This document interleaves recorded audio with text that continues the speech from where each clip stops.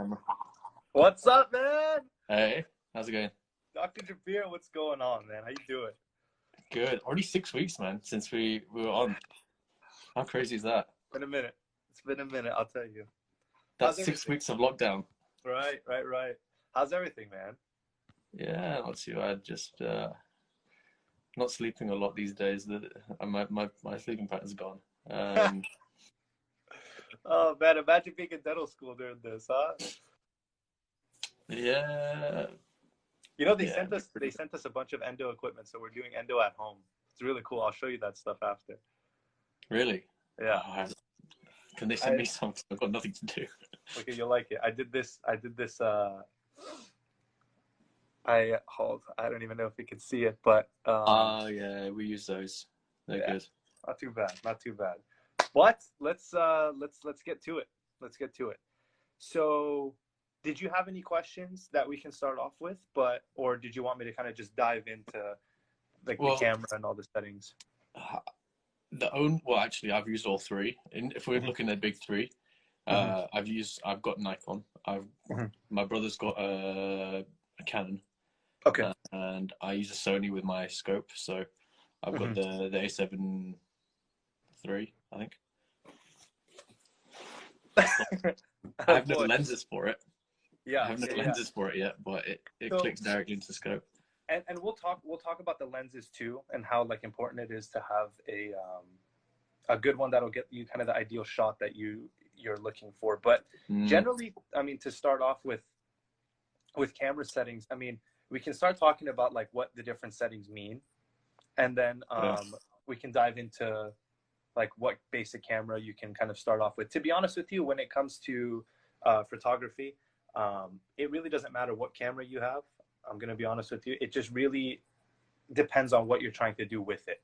Because any camera can take a good picture and post on Instagram, right?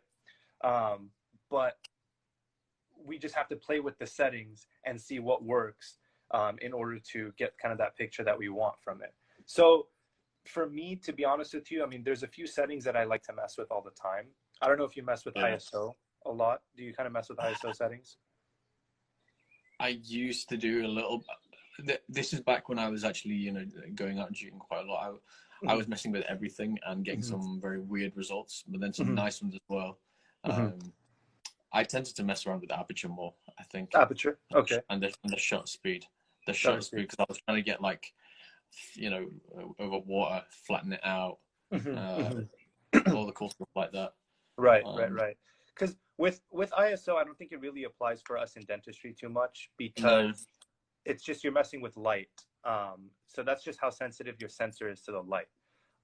With the shutter speed, though, that's where you can start messing with what kind of picture you want out of it. Generally, for clinical photography, you want a pretty fast shutter because you just want to capture whatever you want to take. And then I'm sure you use contrasters on the teeth to get that black background on what you're looking for.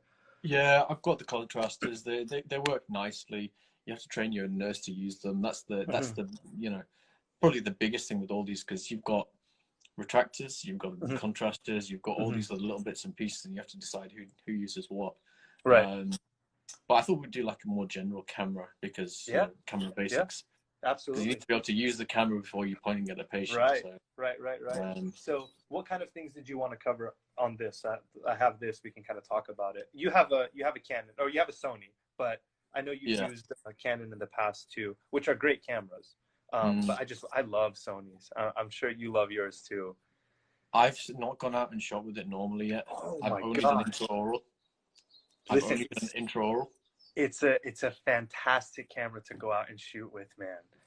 Yeah, I just, because I only bought it back end of December, and it went and clicked straight onto the scope. So I was like, okay, yeah, I'll probably get some lenses with it.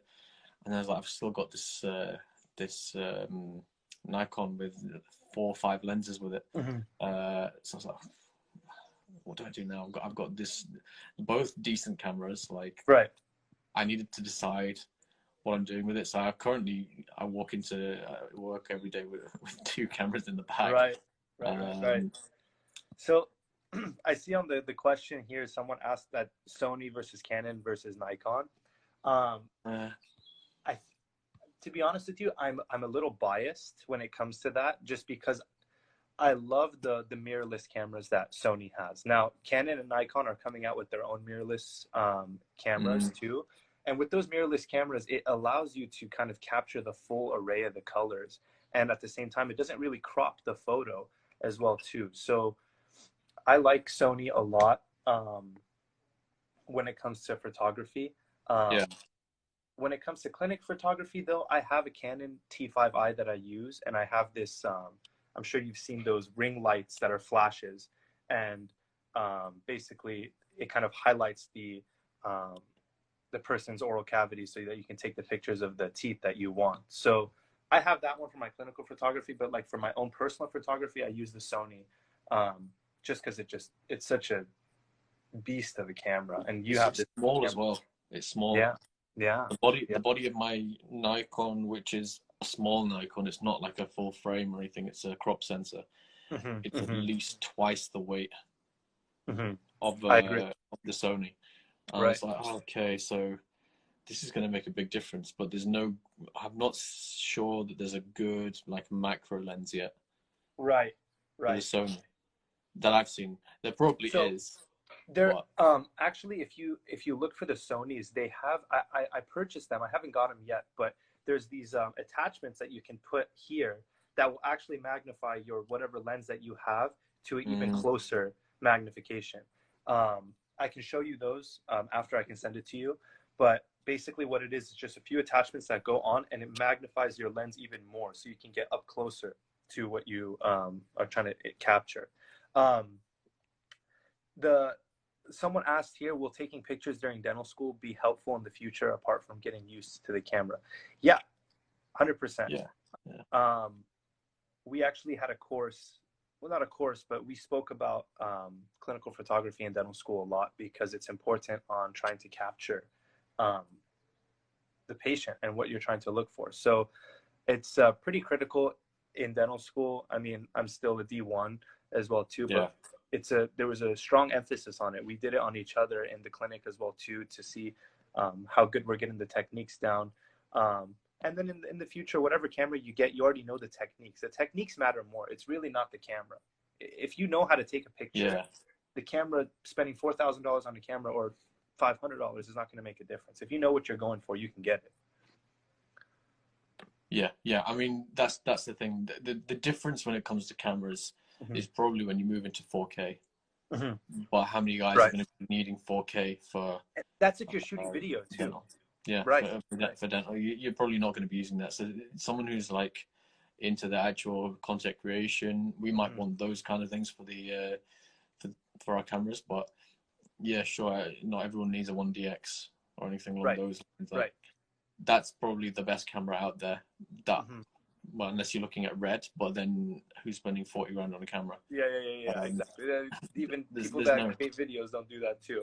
So I think, with that, the Hood Dentist asked, that was a great question because it's really more about just understanding what you're trying to capture rather than what kind of camera you're using.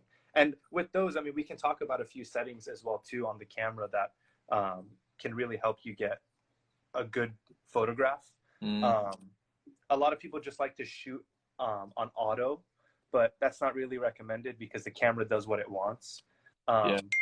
But you're able to play with a lot of features like shutter speed, like you said too, to increase like the exposure on the image if you wanted to. I think that's the first thing. You need to work out why you're going to be like buying this camera. What is the whole point? You know, for a dental student, then you just want to document your work. You don't need to be massively artistic about it, taking you know crazy angles and stuff like that. You just need to say, okay, how did I do the first time?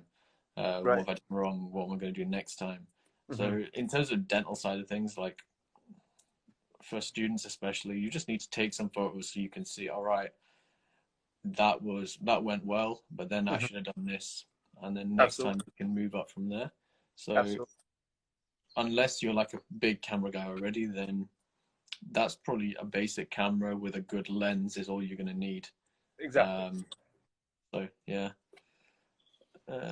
He says our dental school has cameras for us to use. Yeah, ours do as well too.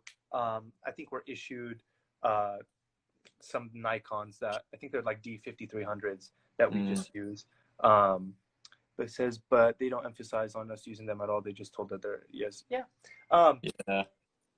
And to be honest with you, in answer to his question, you can go on Amazon and you can find some cheap ring lights to use on any DSLR camera. I think they're like 30 or 40 bucks, and they're solid because they just hook onto your DSLR and allow you to take pictures of the intraoral cavity.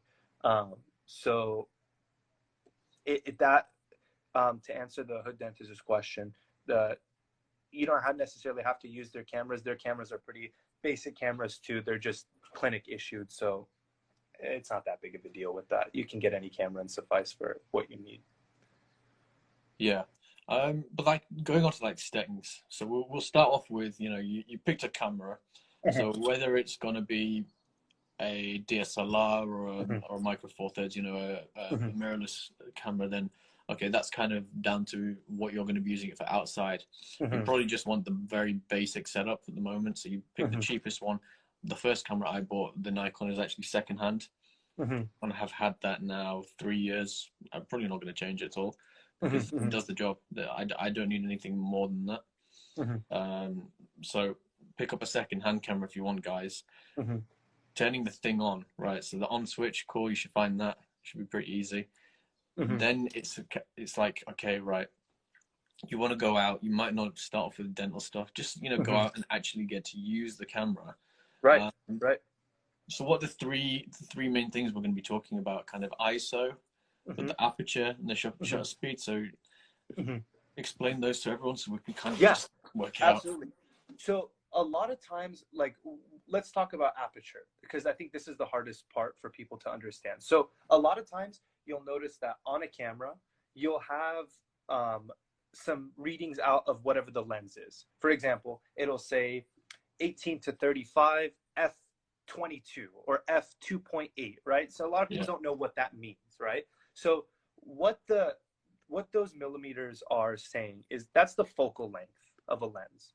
And what that basically means is if you were to picture yourself as like a little tiny eye, if it's like an 18 to 100 lens, that means from 18 millimeters to 100, you can zoom in. So it's a zoom lens, right?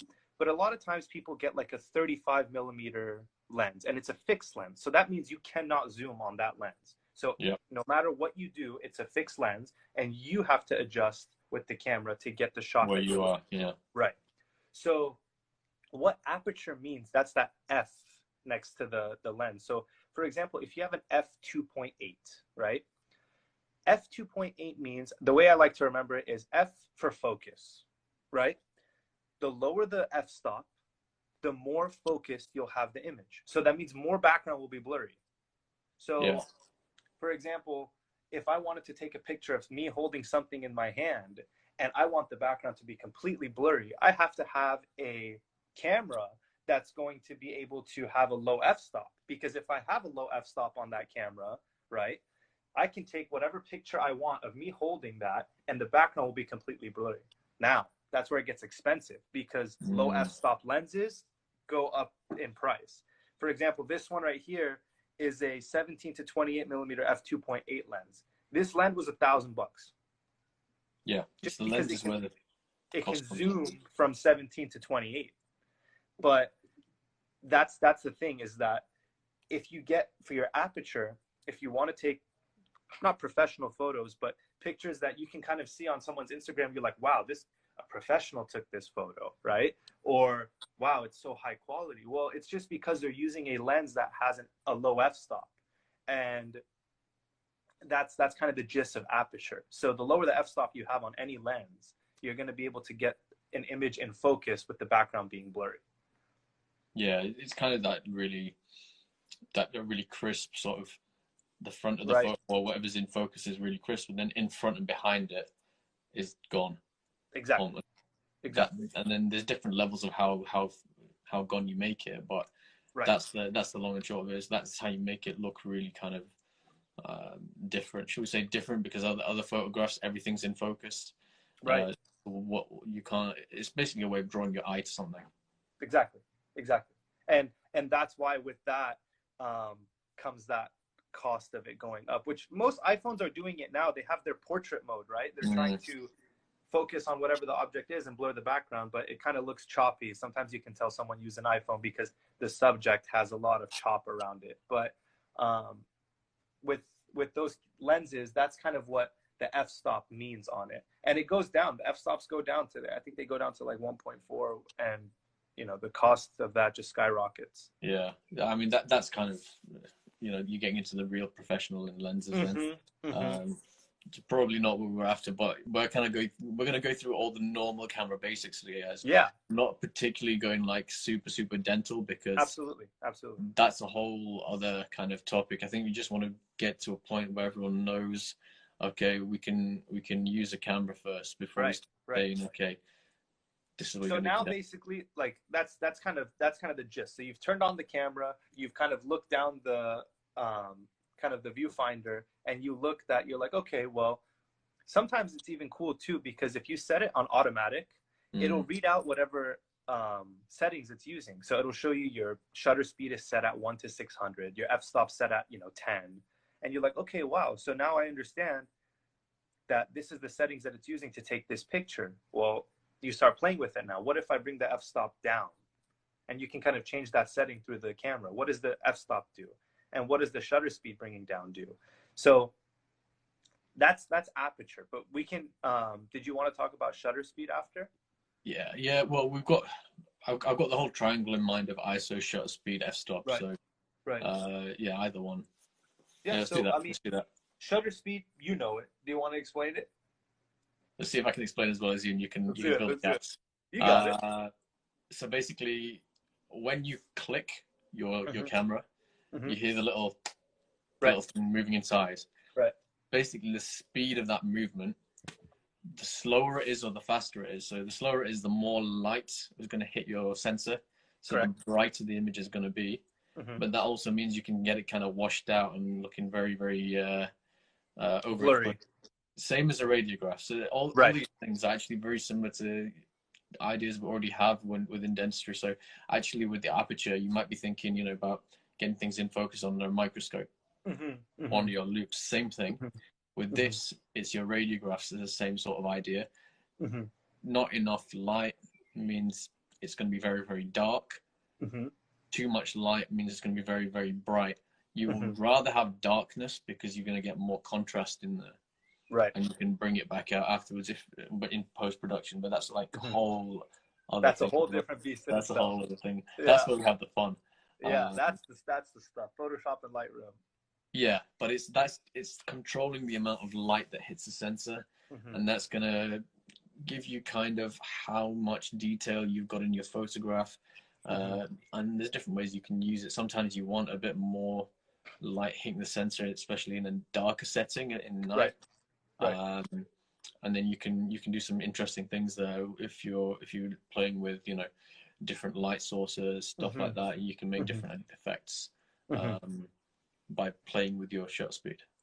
Yeah, no, I mean you literally hit it perfectly, because what those numbers mean is that if you want to have a slower shutter speed, you're going to go for something that is a lower number. So you'll go for like 1/60th or 1/25, because that means it's 1/25th of a second smacking the shutter to close, right? Yeah. So now if you go higher in the range, you're going to like 1/600. It's basically increasing how fast that shutter is going to close on you.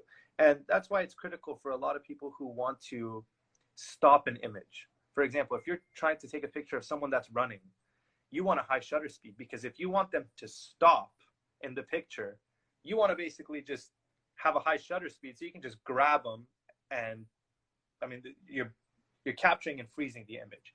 But if you want to have, a lot of times people take these long exposure shots of, let's say, cars that are driving, and it looks like there's like it looks like there's a trail of light behind them, right? So you'll use a much slower shutter speed, but you want to also make sure that you have something like a tripod to stabilize it, because at a slower shutter speed, there's a lot of camera shake that will pick up.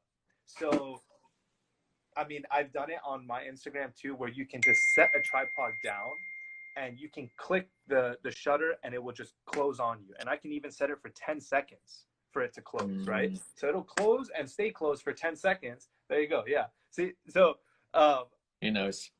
He knows because I actually spoke to him. He interviewed at my dental school, and he's a photographer as well too. He has great content, and him and I were talking because he's a Sony alpha shooter as well too. So he's just like you and I. So you set it to 5 to 10 seconds, and you're able to stand in an image or have cars pass by, and you'll have this beautiful trail of lights behind you, and it's perfectly stable. So that's why photography is so cool, is because these settings alone can literally just determine how your picture is going to come out. And I think that's the cool thing about the shutter speed. So exactly what you said, if you want to really just change the amount of light that comes in, or if you want to change the amount of what you capture and what you're trying to do with the image, you can adjust the shutter speed. And if you're really getting down into it on a long exposure, you don't want to touch the camera at all. Use a remote control. Exactly. Some people, yeah, because even by you pressing the button on the camera will cause that shake, right? Yeah. So you'll have like a lot of people have these wireless kind of just clickers that they'll have to just trigger it. And I think with the Sony Alphas too, you're able to do something through the app. I can do it from my phone. You can do it with your phone, right? Okay. Yeah. Because I've messed around with the app, but I haven't really dug deep into it. I just use it to transfer my photos over. Yeah, I was trying to find the photograph. So actually, you can see a really good example. I'm gonna have to scroll. I have so many photographs on here. It's annoying. But basically, the way that my work runs, the camera's clicked into the microscope. The microscope is then showing. I'm looking down there. If I need something taken, here we go. You can kind of see over there. I hope you can see that. Yeah. On the iPad, so I can click on the iPad to take the shot, or nurse can click on their camera, or we have a remote control. The remote control's a bit iffy, to be fair, but it's supposed to be there's 3 different ways we can take that image. But that means that I can take an instant shot. But so there's a lot of different uses for it, and then obviously you can show the patient whether you're trying to show them straight away. So that's kind of how that works. So there's so many different ways we can use camera technology there. And I just need to get down to the basics in the First Sony. of all, I've not messed around with it at all. How the heck did you share your screen? There's a button. There's a button down the bottom. Where's the button? No, I'm hosting, so I've got it. I was gonna say what? I was gonna throw some pictures on there too, but no, that's awesome. Yeah, just like in the comments below, you can see using a 2-second timer is also good too, because that prevents any shake from happening as well. So to be honest with you, I haven't really messed with the timer. I use the timer on the camera, but I've never, for long exposure shots, I've always been pretty good with just being able to press the camera without it kind of shaking, because I have it set up on a nice tripod that I can just literally just click the button and it will take the image that I want.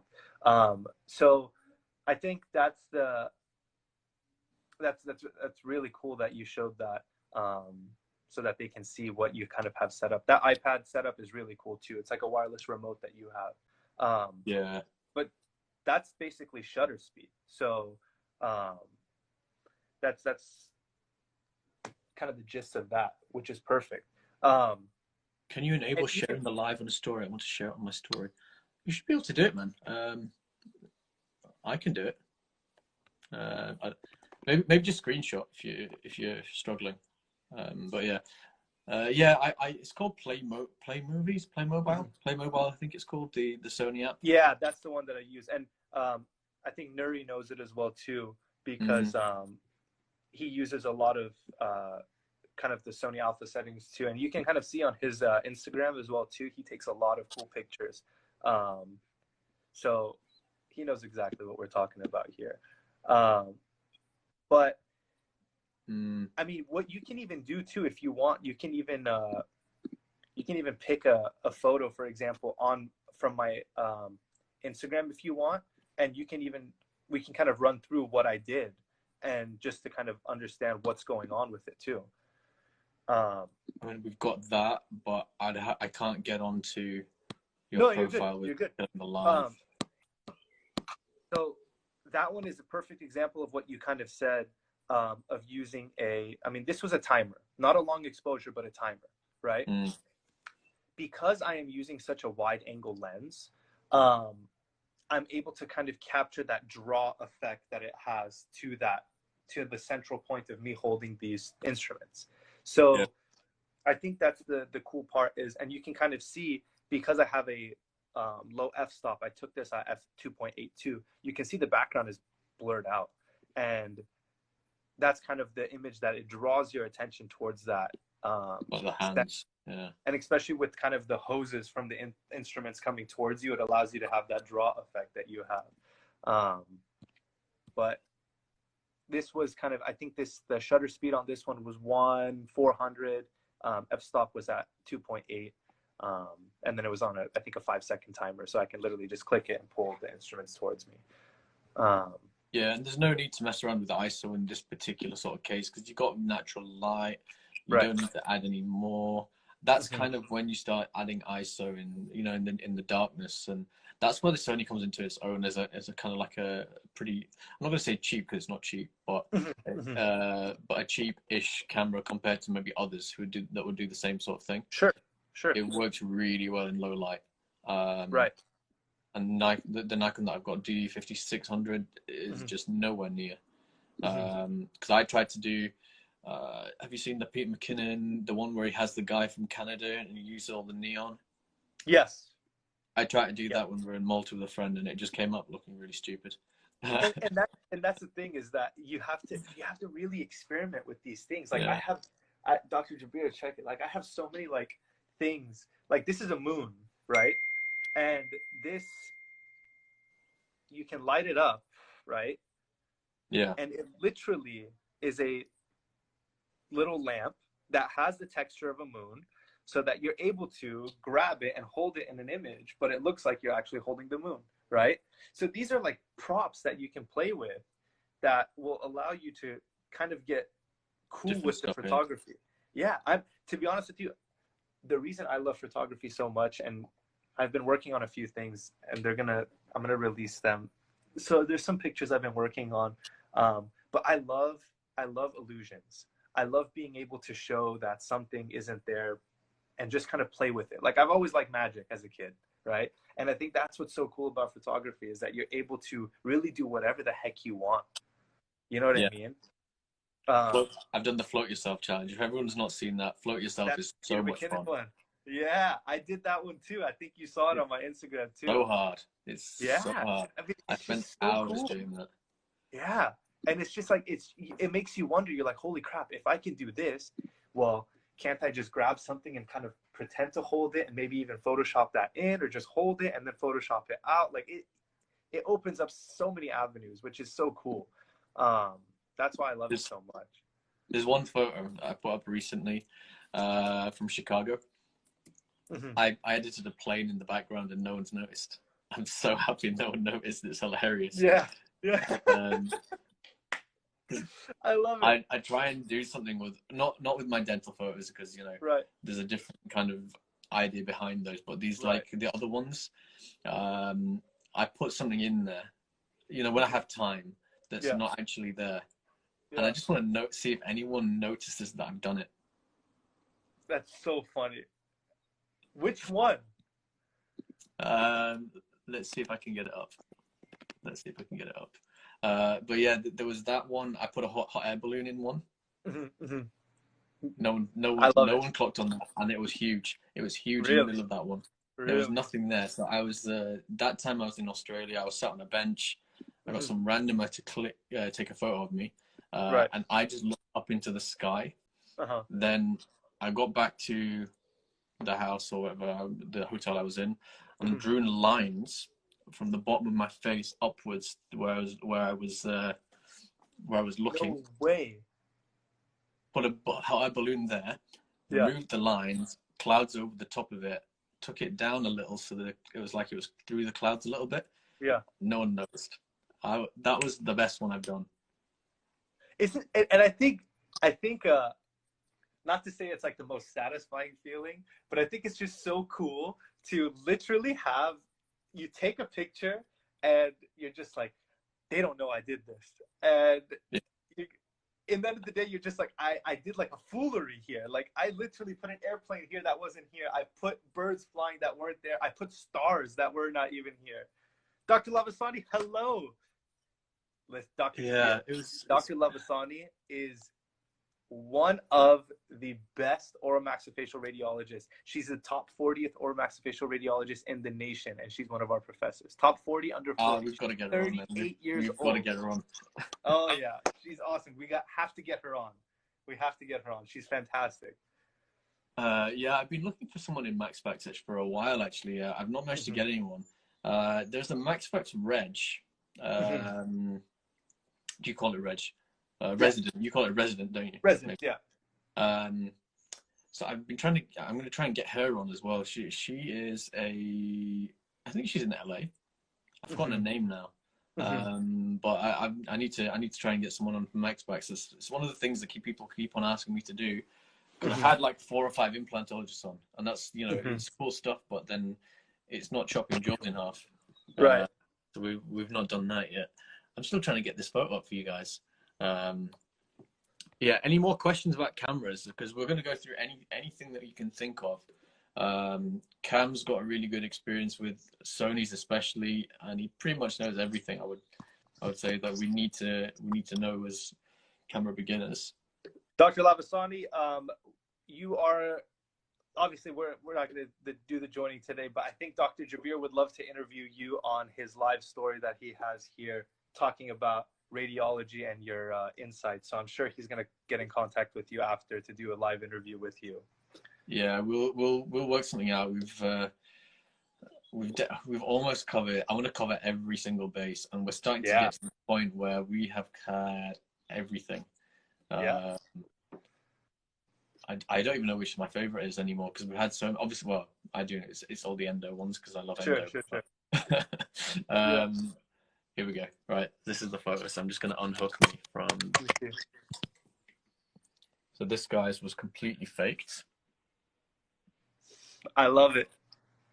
Completely faked. That was not there. I love it. And where's the other one?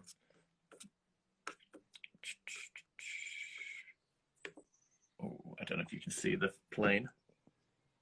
Love it. You know, there's actually been some photography. Let me show you.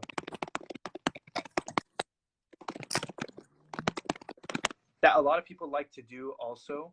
And what they do is they do like these, which are super cool too. They like to make these illusions happen. Let me kind of flip this around. Dr. Mehdi, that's the exact combination I have for my dental photography. Nikon D5600, macro 105, and the Sigma ring flash as well. So that's pretty much what I use for my intraoral shots. I don't think you really need much more than that, unless you start getting really, really kind of, I would say artistic, and you're going to do like full face before and afters. Maybe you want a 50mm prime. But that's when it starts getting expensive. The prime lenses are a little bit more on the expensive side. See, they do stuff like this. Oh, that's cool. And I think that's like the coolest thing too, is just being able to like Photoshop, and that's all Photoshop. But yeah, no, 100%, Dr. Mehdi. That is. I would definitely go with that, because with the macro 105, you're able to really zoom into whatever you want to take a picture of. Macro lenses are extremely important when it comes to photography. I'm sure you see a lot of things on Instagram where people are taking videos of them doing an endo procedure, or if they're doing a composite restoration. So macro lenses are definitely good. And a Sigma flash ring. Flash rings are the best. I was talking about it earlier too. They're so inexpensive to get. You can get some for pretty cheap, and it makes such a big difference when it comes to your clinical photography. So yeah, some people like a twin flash for an anterior shot. It gives you I've seen those. Luster. They're quite nice. Right. But really, that's when they're starting to get artistic again. So you don't really need that. Right. You're better off with you can probably get second-hand combination of all those. I've not used the Tamron. I'm not really too familiar with that lens. So I have a Tamron right here. So, Tamron 90 millimeters. To be honest with you, Tamron makes fantastic lenses. It's I don't want to say, ooh, that's a nice picture. Right, what have we added?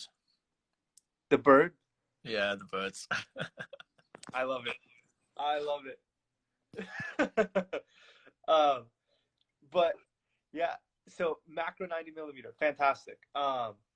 When it comes to Tamron, I don't want to say it's the cheaper lens, but it is relatively cheaper than what you would pay for. For example, my 17 to 28 f2.8 lens, Sony makes a 16 to 35 G Master lens, and it is a $2,500, $3,000 lens. Whereas you look at like a Tamron 17 to 28, or like a 28 to 70, they're like $900. So, I mean, it saves you a lot of money. And yeah, as just like Nuri's saying is too, he knows exactly. He uses the same lens that I do too. Fantastic lenses. They're very sharp, and people do testing side by side with like the G Master lenses and the Tamron lenses, and they look at the borders of the images as far as vignetting or any sort of like images. It's almost sharper than like a native lens. So yeah. Tamron is fantastic when it comes to lenses, and great alternatives and good prices too when it comes to their setup. So I think Tamron's great. Yeah, it comes down to what you're after in terms of, you know, the effect you want. So you need to know what photo you want to take before you pick out. Exactly. I've got a good example of the slow shutter speed, so I was going to show you guys that. Yeah. Let's have a little look. There we go. And you can tell because the water is flowing. Yeah. Now, if you were to take that with a high shutter speed, you're capturing the water, and it's going to look very choppy, and you'll see droplets, and you know what I mean? It'll look like a break in the water. So that's the cool part about working with different shutter speeds. Yeah, I'm sure somewhere in my files I've got, you know, 2 minutes apart, a slow shutter speed, a fast shutter speed, and you can see the difference between the two, and it's like, okay, that's a completely different image. And that's the kind of the cool thing about it. There's so many things that you can do with these lenses. You just need to know these. Hopefully, these little basics that we've gone through will kind of prop up that knowledge. Oh yeah, to work it out. 100%. Because so far we've covered what ISO and shutter speed, right? Speed. And aperture. Yeah. That's kind of the main three. Those are the main three. Those are the main three, because you can get into other things like such as white balance. That comes to a different kind of scale, because there's a Kelvin scale on which people look at white balances. Like I think 2000 is very warm colored, and 10,000 is very blue. So a lot of times people, when they take pictures like at gatherings, they're like, why do these pictures come out so yellow? Why are the pictures coming out so yellow? Well, it's because the white balance on your camera is off, and you need to kind of correct that in order to get the actual colors. So, I mean, you can dive into a million different categories when it comes to the photography side of things, but the main three is your shutter speed, your aperture, and your ISO settings. Yeah, I think that kind of sets the scene, as I think, you know, like those are the bits that the guys play with. Those you'll find your way. Absolutely. It's something that sometimes it can take you a while to get the hang of it. Right. Right. Same as anything. So just practice, guys. So if you're new, you want to get some ideas, there's plenty of tutorials out there showing you how to do different things, how to take every single photograph. I think photography is one of the most like YouTube tutorial things. Absolutely. There's so many out there. But what is it nowadays, right? Yeah. YouTube. There's dentistry on there as well. That's where I learned most of I'm learning dentistry through Zoom right now. Yeah. Any more questions, RE cameras, guys? Some pretty good questions there. Mehdi's was great, and we obviously spoke to the other guy earlier. Forgot his name. Scroll up and find him. The hood dentist. That was a really good question from him as well. I'm hoping to invest in a camera. Going to final year dental school. I think what we just said go say, basically, if you know that you're just going to take dental photography, get a simple camera. DSLR you probably get cheaper than a mirrorless, and you want a macro lens and some sort of flash. That's all you need for dentistry. If you're going to do other kind of photography as well, then the options really open up. So yeah. Right. I think the real question comes down to, I mean, if she wants to, you know, if you want to have photography for dentistry, it's going to be a lot different than photography for, you know, recreational shooting. So if it's going to be used for dental school, just like Dr. Jabir said, any basic, you know, DSLR would work. Something that you're able to control the settings. Yes, and patient consent too. Definitely patient consent. You don't want to take pictures without their consent. Yeah. But I think those were, that's definitely the best thing to recommend if you're getting into your final year of dental school, is to get any sort of DSLR. You can get them secondhand too. And you can do a lot of research online on that specific DSLR. Nikon D5600s, D5300s are all great clinical cameras that I think we all use across the US in dental school. And those are relatively cheap as well, because you can get them for like $500-600. Yeah. Secondhand, you could probably get it less. Even less. Yeah. So great cameras. They're great cameras, and they take the shots that you want to. Yeah, that's. I think that's in terms of the actual camera. I think I probably will at some point offload the Nikon. Maybe, but the thing is, when you're working through scope, it's actually like locked in there. So if I'm going to take another photograph, I have to unlock it and stuff. Right. And then there's already getting a fair bit of dust on my shutter and on my sensor and stuff. So you're gonna have to clean it quite a lot. And I'm still not. I hate going in that little ring with the. And cleaning it out. Yeah, I have a few brushes. I have a few brushes and like the air sprayer that I use too, but it's tough. When it comes to your shutter, you want to be very, very, very careful, because that's the main thing. It's because you can probably see in some of my recent photographs, the really zoomed in stuff. You can see the dust. Can you really? No. Yeah. Well, when you're at times 19, you can see everything. Well, that's true. Jeez. Tips on cleaning. So yeah, tips on cleaning, man. Anything there? Tips on cleaning, I would say there's a lot of cleaning kits that they sell online. They're very, very they have obviously microfiber cloths as well too, and they have like these pen looking brushes that you can use to clean the shutter out.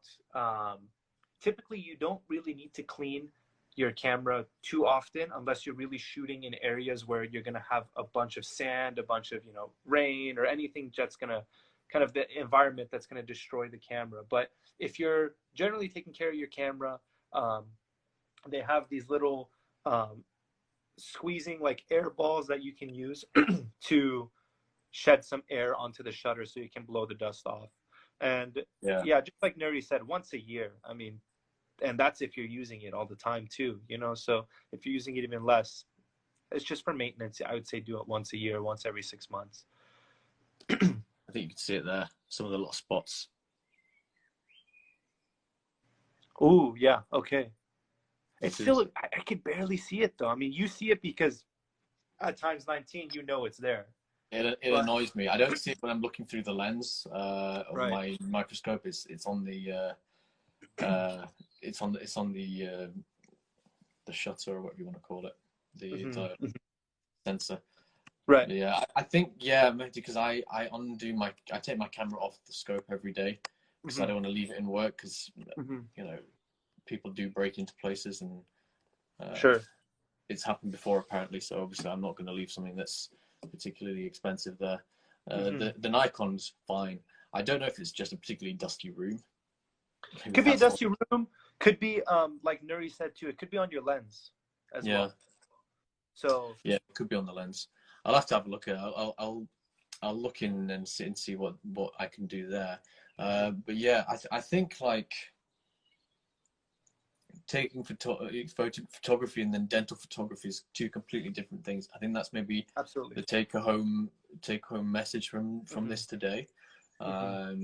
So you need to know what kind of photographs you're going to take first before you go and splash money on things. Otherwise, you'll be wasting a lot of money. And that's the thing, is that it really just depends on what you want to do with it. The take home message, I think, would be is just to really understand what you're trying to do with it, and then understand that by you spending $4,000 on a camera is not going to make you a better photographer than someone who spends $500 on a camera. Some people just really like to spend the money on it because they're passionate about it. I've been shooting photography for so many years, so I mean, it was more of an investment to me, and I love doing photography, and I know it becomes parallel to what I'm doing when it comes to dental school, but it's just, you don't necessarily need to go out and spend this large amount of money to take great photos, because and then the day there's a lot of these dentists that are still using a D5300, but their pictures are so perfect when it comes to clinical photography. So I think the take home message is, one, if you're passionate about it, you're going to be great with it. And I think there's so many sources that you can learn online when it comes to photography. Two, you don't need to spend X amount of money, because I'll speaking from my own experience, I've used so many cameras in the array of $500 to $4,000, and the only difference is how much control that I had and what I was really going for. So just know what you want to do with the photography side of it, and then you can piece together the parts from there. Yeah, I think the three bits that we kind of went through, the ISO, probably not the most relevant to the dental side, because you've got a flash in there, so you're going to keep it low. So unless you're doing low light shooting, you're going to be pretty much moving away from the dark stuff, the ISOs. Then we spoke a bit about, was it shutter speed we spoke about next? So that's in terms of how fast the photo is taken, basically. Right. You want it really fast for dental stuff, because you don't want any handshake, any blur. The downside of that is the faster it is, the much flatter the images, so you don't get a deeper depth of focus. So that's maybe one downside, would you say? So, for example, if I were to take a photo here, if I set it at 130, you can hear how kind of did you hear how slow that was? Right. So, and then with the aperture priority, you can kind of change how fast it will go, and you can change that up to whatever you want. So, for example, if I set it on super fast and I set the drive mode high, right, it's going to be a lot faster. And that's just all about what you want out of the photography. If you want it to be an image that has some blur, sure, slow it down. If you want it to be just freeze whatever you're looking at, ramp it up. It's easier said than done, of course. I mean, you and I are talking about it, like, because we've done it for a long time. I know I had so many conversations with you about it. We've done it for a while, but it's almost becomes easy if you start just remembering the three things that you can control. You're like, oh God, my photo's underexposed. What do I need to do? Right? Yeah, I try to underexpose everything. So I was like, the brand play it already. I do too. In fact, Dr. Jabir, I take one underexposed photo and I take one overexposed photo, and I actually sometimes merge both of them. That's also full manual, depending how lazy I'm feeling, man. I think that's the main thing. It really depends. To be honest with you, when we took that course in photography in dental school, I knew everything about it, but I was shooting manual, but aperture priority too. You're not going to worry about f-stop when it comes to clinical photography.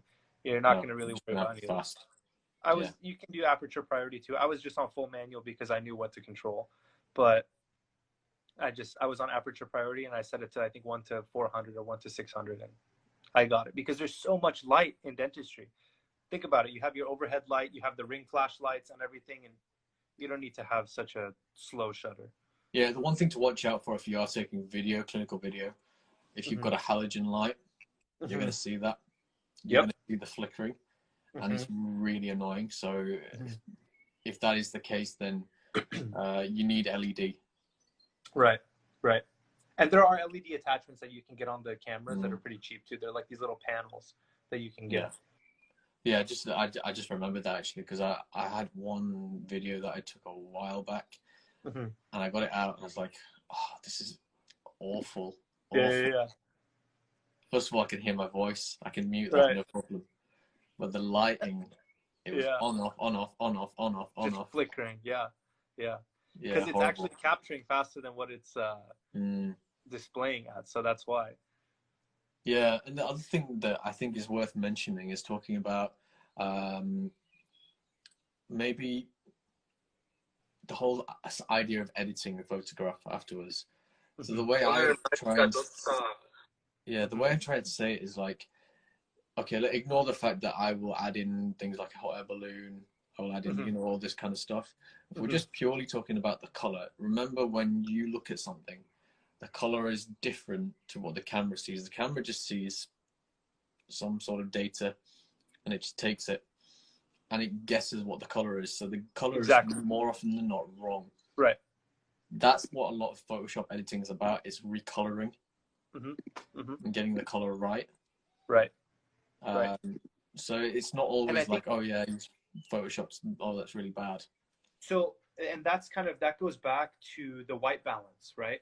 Because with the Sony cameras, it's pretty cool. There's a white balance feature that you can literally turn the camera on, point the camera to something that you want it to set as default white. So if I find something like, let's say, if I'm wearing a white coat, right? If I'm in clinic, I can point the camera down, look at my white coat, set that as white, and then take the picture, because now it's using that white as its reference. White balance, right? Yeah. So I think that's what's also important too, is having that white balance, because it eliminates so much more post-op, not post-op, but you're doing post-correction in Lightroom and Photoshop. So color balancing on the camera and trying to knock out most of the things on the camera helps you when it comes to post in Photoshop and Lightroom. Yeah, your computer screen will have a little bit of an effect as well.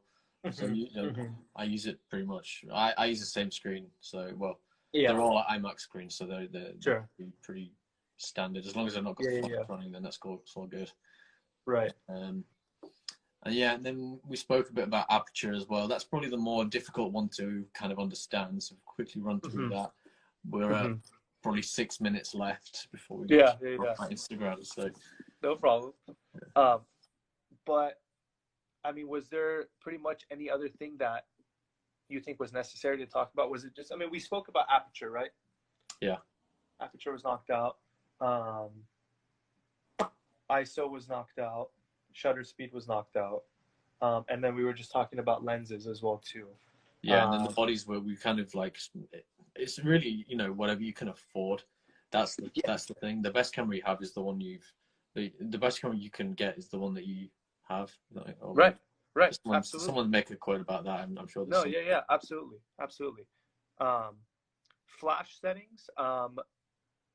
So flash settings is a little difficult, because it really just depends on your room.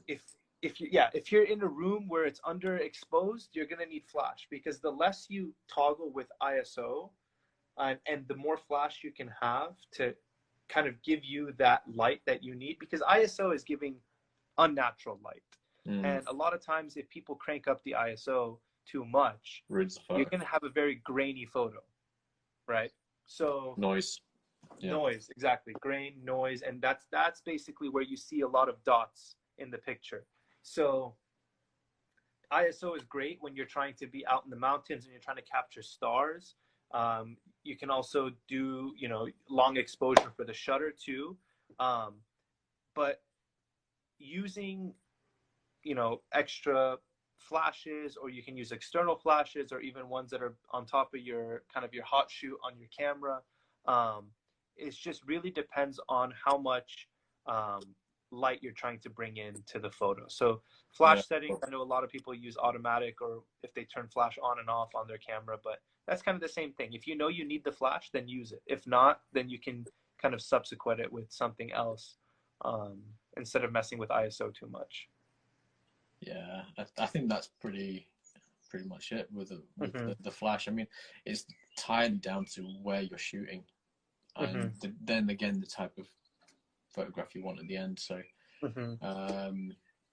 I think it's one of those, it depends, and people hate those, but you know, it's true. It's like your mom just run across. Yeah. So aperture, that's the main thing, and then I think that was everything that was on my notes. Your boy's saying you can calibrate with SpiderX. SpiderX, right? Yeah, you can. Yeah, check it out. I've used it a few times too. SpiderX is pretty cool, but that will kind of give you the best kind of color contrast on your screen, so you can get as close to the colors that are taken on the camera as much as you can. So SpiderX is pretty cool too. Nuri knows it all. If you have questions, you can ask him too. You guys need to recommend me a starter lens for this Sony, because I've been using it purely on the scope. I've not changed a single setting on it. I've just gone, because it's just a patient tool at the moment. Sure. So I've just gone, yeah, all right, yeah, I don't care if this is really like, I don't know, artistic. As long as you can see there's a big dirty crack in that tooth, I'm good. Honestly, I'd say start off with something like a 35 millimeter, 55 millimeter, and then just make sure you can get something that has like a low f-stop on it. Because if you have the low f-stop, it's gonna make your pictures look beautiful. Yeah, I've not even charged the batteries up because I've got a lead. Jesus. 6 months. 6 months. You bought an A7 III and you didn't even charge the batteries for it, huh? 6 months. But there's a lead that goes into it, and I was like, oh yeah, I'm gonna go on holiday soon, then I'll do it. And then no one's going on holiday anytime soon. Oh man. But yeah, I think that's it. I've got the 1 minute warning. Yeah, thanks guys. That's been pretty, I think we've got through all the basics pretty leisurely there. We'll maybe go through some more interesting bits and maybe do a challenge at some point. Oh, that'll be fun. That'll be cool. Fun. We might rerun the float yourself challenge. Yes. That'll be really cool. That one is a lot of fun to do, and you can play with settings and play with all kinds of things on there. So that'd be a good one. Yeah. Any last notes and questions? You're welcome, Doc. No problem. He's going to try SpiderX. That's cool. Yeah, thanks guys for joining us. Cam, I think we'll speak soon for sure. No, absolutely. You be safe.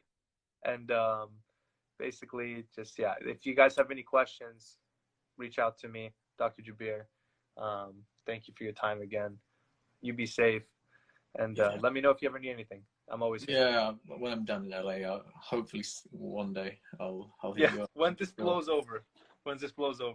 Yeah, this live's going to go on story for 24 hours. I'll maybe save it, possibly repost at some point. I've not even done Dr. Zainab's one yet, so I need to do that. Yeah, but it seems like a lot of people like the photography, so I'm sure we'll talk more about it. Awesome, man. Take care. Be safe. Chill. Stay safe. I'll see you, Dr. Jabir. Take it easy, brother. See you guys. Bye. Bye.